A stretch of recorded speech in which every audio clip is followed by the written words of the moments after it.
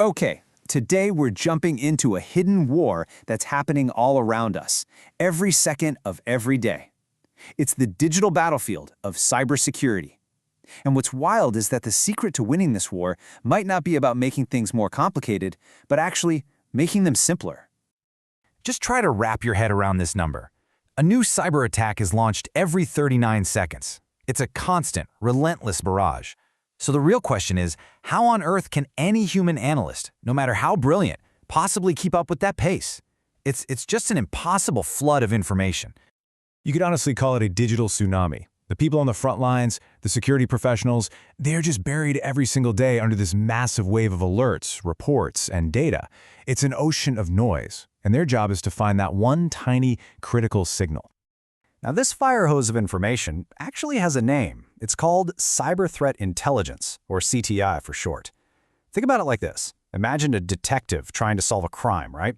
But instead of a few clues, they get handed thousands of new case files every single hour. That's what a cybersecurity analyst is dealing with. So, and this is really the whole point. The problem isn't that we don't have enough clues. We're drowning in clues. The real challenge is finding the right one right now before it's too late. Speed is everything, and this is exactly why we need some serious automation to help out. Which brings us to the really cool part, the solution. What if we could teach an AI to read all of those thousands of reports for us? You can think of it like we're trying to build the world's smartest, fastest highlighter, something that can scan a page and instantly pick out what matters. And that technology exists. It's called Named Entity Recognition, or NER. It's a special kind of AI that's built to do just one thing really well: read text and instantly find and categorize the important stuff. You know, things like the name of a virus, a specific hacker group, or a malicious IP address. This is the automated highlighter we've been searching for. Now, building this perfect highlighter has been a journey. I mean, it started with people doing it by hand, which was painfully slow. Then we got some early machine learning, which was better, but not great. And that led us to where we are now with these incredibly powerful, but also super complex and kind of clunky deep learning models. With every step forward, it seems we just added more and more layers. But here's where the story gets really interesting. Researchers started asking a crazy question. What if more complex isn't actually better? What if we've been going in the wrong direction? This led to a huge breakthrough, all based on that one simple idea: less is more. So this sets up a fantastic showdown. In one corner, you have the heavyweight champion, this complex three-layer model called BERT-BiLSTM-CRF. And in the other corner, you've got this lean, mean new challenger called BERT-CRF. And its big idea was almost laughably simple. What if we just got rid of the middle part? The big question was, could that possibly work better?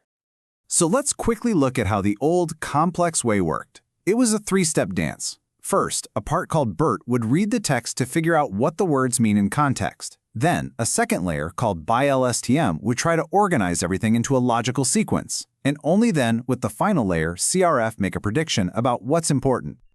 And here is the new idea, in all its simple glory. The researchers literally just took out the middleman. They wired the part that understands the words, BERT, directly to the part that makes the prediction, CRF. That's it, a two-step process. Their bet was that this wouldn't just be faster, but maybe even more accurate. It's a fascinating thought, right? That maybe these super complex models can get bogged down, almost overthink the problem. By simplifying, you force the AI to just focus on what really matters. And hey, you don't have to take my word for it. The researchers themselves said it perfectly. Their goal was to simplify the model, make it easier to run, and, here's the killer part, potentially improve performance. It was such a bold, elegant idea. All right, so the theory was set. It was time for the main event, the AI showdown. It was time to put this new, streamlined model to the test against the old champ and a bunch of other AIs to see who was really the best at hunting threats in the wild. And the competition was no joke. The new BERT-CRF model wasn't just fighting its older, more complex version. It was also going head-to-head with some other real heavyweights, including one you've definitely heard of, GPT 3.5. This was a true test on real-world data. And the results were absolutely stunning. I mean, look at this. For the more complex threat reports, the new, simpler model hit nearly 95% accuracy. Compare that to GPT 3.5, which was down around 71%, and another model that was barely hitting 50%. This wasn't just a win, it was a complete knockout. And let's be clear, this is so much more than just a number on a chart. For that analyst on the front lines, that accuracy gap is the difference between life and death, digitally speaking. It's the difference between chasing ghosts and acting on real intelligence, fast enough to maybe stop an attack before it ever does any damage. And to really hammer this point home, check this out. They tested the model on one specific, really nasty piece of malware called Emotet. When it was tasked with analyzing reports just about that one threat, the simple model was 93.95% accurate. I mean, wow, that's just incredible real-world performance. So what does all this mean? What does a simpler, faster, and way more accurate AI mean for the future of cybersecurity? Well, it means we can finally start thinking beyond just finding individual clues. The next frontier is connecting all those dots on a global scale. So, let's just quickly wrap up what we've learned. The big takeaway is that a simpler AI model actually turned out to be more accurate and more efficient. It didn't just win, it crushed more complex models, including GPT 3.5, at this very specific job. This is a total game changer for security analysts, and it teaches us all a pretty cool lesson. Sometimes the smartest solution really is the simplest one. Which, of course, brings us to the final, big question. Where do we go from here? If we can now find all the individual threats with this insane level of accuracy, what's the next mountain to climb? The next big dream is something called a threat knowledge graph. The goal is to take everything our super smart highlighter finds, all the malware names, the hacker groups, their targets, and automatically link them all together. We're talking about building a giant living, interconnected map of the entire global threat landscape. And that leads us to a pretty mind-blowing final thought.